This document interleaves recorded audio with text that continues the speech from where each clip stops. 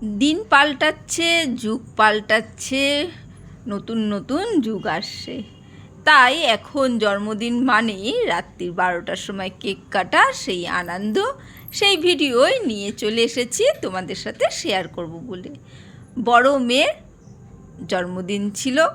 বড় মেয়ের জন্মদিন মানে আমার মাতৃত্বের প্রথম মা হয়ে ওঠার সেই আনন্দটাই আলাদা। সে তার জন্মদিন বলে কথা। তার অবশ্যই সেই দিনকে পরীক্ষা ছিল, তাই সকাল থেকে সেইভাবে কিছু হয়নি। আর দুপুরবেলার জন্যে আমি কিছু প্রিপারেশান করেছি, সেইগুলোই দেখিয়ে নিচ্ছি। আর যতই কেক থাকুক না কেন, এই পায়েসটা কিন্তু থাকে। আর ওর ফেভারিট হচ্ছে পাতুরি, তাই রুই মাছেরই পাতুরি হয়েছিল, ভেটকি মাছ নয়। 4টে রুই মাছের পাতুরি যথারীতি ভেজে নিচ্ছি। আর ওইদিকে ডাল ভাজা, শাক ভাজা, আলু ভাজা সব প্রিপারেশনেই দেখলে। আর সেই তেলের ওপরেই আর একটু তেল দিয়ে দিচ্ছি। বাঙালি বলে কথা, মাছ হবে না সেটা তো হয় না, তাই মাছের পাতুরির পর ওই তেলের ওপরেই আমি আর একটু কিছুটা সর্ষের তেল দিয়ে এখানে চিংড়ি মাছগুলোকে ভেজে নিচ্ছি। হবে চিংড়ি মাছের মালাইকারি। এটাও মেয়ের খুব ফেভারিট, তাই ভাবলাম সেটাও করে ফেলি। যতই আমরা আধুনিক হই না কেন, তবুও জন্মদিনের দিন মায়ের হাতে এই সব স্পেশাল রান্নাগুলো কিন্তু আমার মেয়ে খুব এনজয় করে, আর আমরাও করি, তাই না? তাই যেহেতু মা এত বড় আর আধুনিক, তাই মা তো তার মেয়ের জন্যে কিছু তো স্পেশাল করবে। চিংড়ি মাছগুলো বেশ বড় ছিল, তাই ভাবলাম একটু মালাইকারি করে নিই। নারকোল ছিল না, নারকোল ছাড়া মালাইকারি হবে কি করে? কোনো চিন্তা নেই, মা যখন আছে তাহলে বুদ্ধি করে অবশ্যই করে ফেলবে। মেয়ে তো ওইদিকে কলেজে গেছে, কিন্তু মা প্রিপারেশনে লেগে গেছে। এখানে আদা রসুন পেঁয়াজ বাটা দিয়ে দিয়েছি চিংড়ি মাছ ভাজার পর, দিয়ে ভালো করে কষে নিচ্ছি। একটু লবণও দিয়ে দিলাম স্বাদ অনুসারে, আর হলুদ গুঁড়োও দিয়ে দিলাম, দিয়ে খুব সুন্দর করে কষে নিচ্ছি। খুব তাড়াহুড়ো, তার মাঝখানেই রান্না চলছে খুব পটু হাতে। এখানে ভালো করে কাশ্মীরি লঙ্কার গুঁড়োটাও দিয়ে দিলাম, যাতে কালারটাও খুব সুন্দর আসে। আর যথারীতি ফোনটা গরম হয়ে যাচ্ছে, আর অবশ্যই আলো টালোগুলো বন্ধ হয়ে যাচ্ছে। তার মধ্যেও কিন্তু খুব সুন্দর রং চলে এসেছে। এইখানে সামান্য একটু গুঁড়ো দুধ দিয়ে দিয়েছি। সামান্য গুঁড়ো দুধ ওই মশলার মধ্যেই দিয়ে সুন্দরভাবে কষিয়ে নিচ্ছি। ভালো করে কষিয়ে নিয়েছি, আর গ্যাসের ফ্লেমটা লো ছিল, সেই জন্যে দুধগুলো ডেলা পাকেনি। ভালো করে কষিয়ে মিশিয়ে নিয়ে নিলাম দুধটাকে। আমুল দুধ, যে গুঁড়ো দুধের প্যাকেট হয়, সেই দুধই দিয়ে দিয়েছি। ভালো করে নাড়াচাড়া করে জল দিয়ে সুন্দরভাবে মিশিয়ে নিলাম। একটু গরম মশলার গুঁড়োও দিয়ে দিলাম, তারপরে চিংড়ি মাছটা দিয়ে দিলাম। নারকেল ছাড়া চিংড়ি মাছের মালাইকারিটা রেডি হয়ে গেছে, আর খেতে কিন্তু দারুণ হয়েছিল। অবশ্যই একবার এইভাবে ট্রাই করে দেখতে পারো। চিংড়ি মাছের মালাইকারি তো হলো, আর একটা কি চিংড়ি করা যায়।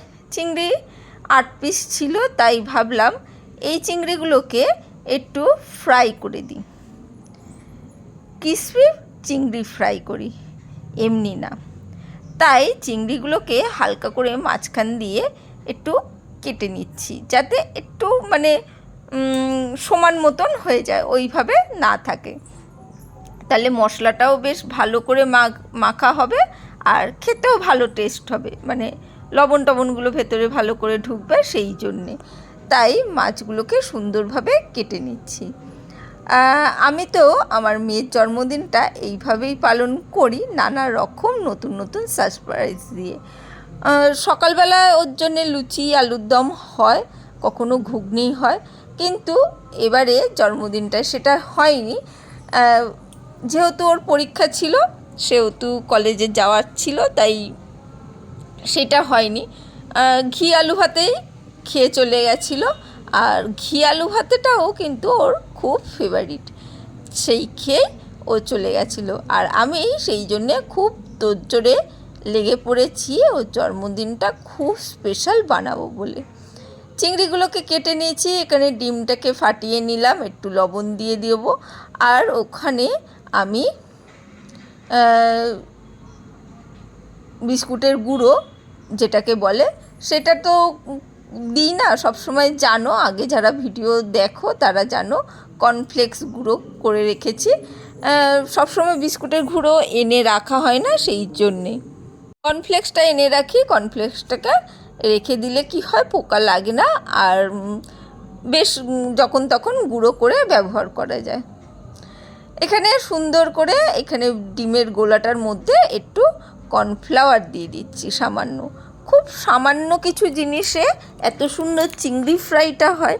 রেসিপিটা যদি না করে থাকো অবশ্যই করে ফেলো, মানে ঝটপট হয়ে যাওয়ার মতন।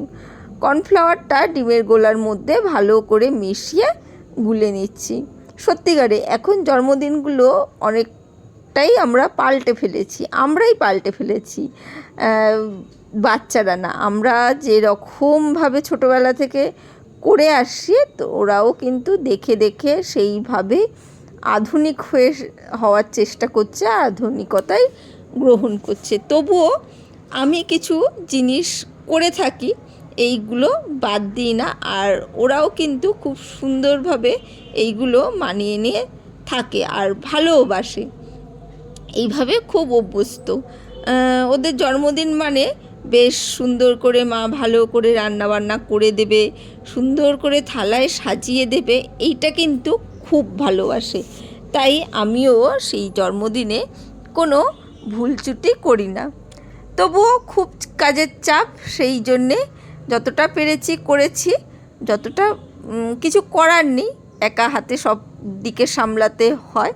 ঘরের সর্বস্ব কাজ করে, এত ভিডিও করে, এত সুন্দর রেসিপি তাদের সামনে তুলে ধরাটা আমরা জানি কতটা কষ্টকর ব্যাপার। তবুও যেহেতু রান্নাটা ভালোবাসি তাই ভালো লাগে, তাই ওর জন্যে খুব হাসি মুখেই করছিলাম। আর ও খুব আনন্দ পেয়েছিল, ও দেখে খুব পছন্দ, যে এতক্ষণ ধরে তুমি এত কিছু করেছো, এবারে নাই করতে পারতে। এই না, তুই যেটা ভালোবাসিস, যেটা তোকে শিখিয়ে এসেছি, সেইটুকুনিতে ফাঁকি দিলে তো হবে না। চলো, মাছগুলো দেখতেই পেলে কোনো ব্যাপারই না, একদম গোলাইগুলো ডুবিয়ে মাছগুলোকে জাস্ট ওই গুঁড়োগুলোকে মাখিয়ে নেওয়া।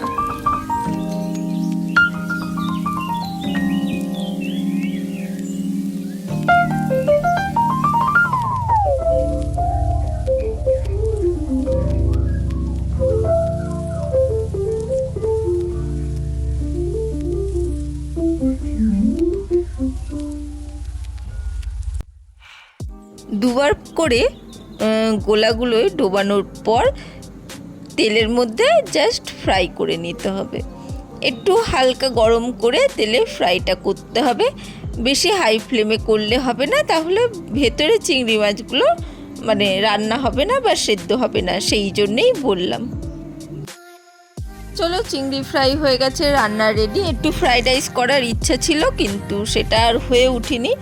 আর এই দেখো, ওর ফেভারিট অনেক রকম চকলেট, ফল, মিষ্টিটা ভালোবাসে না, 5 রকম মিষ্টি দিতে হয়, তাই দেয়া হয়েছে দই, পায়েস, চাটনি, চিংড়ি মাছের মালাইকারি, ও মাংস করা হয়েছিল চিকেন, অবশ্যই ও চিকেনটা ভালোবাসে, পাতুরি, এখানে চিংড়ি ফ্রাইটা পাতে দিয়েছি, শাক ভাজা, পাঁপড় ভাজা, সব মিলে 5 রকম ভাজা, আর মাছের মাথা দিয়ে ডাল, সব দিয়ে ওকে খুব সুন্দর করে সাজিয়ে দিয়েছি। ওরা 3 জনে বসে পড়েছে, আমি অবশ্যই তারপরেই বসে খেয়েছি।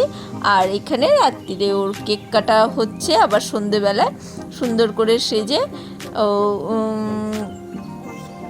বসে পড়েছে, আর ওর বোন হাততালি দিচ্ছে, বাবা আমি সবাই রয়েছি সব মিলে। আর ওইখানে পিছনে আমার শাশুড়িও বসে রয়েছে, সব মিলে জন্মদিনটা কেমন লাগলো, আয়োজনটা অবশ্যই কমেন্ট করে জানিও। আজকের জন্য টাটা, বাই বাই, আবার দেখা হবে অন্য কোনো দিন অন্য কোনো ভিডিওতে।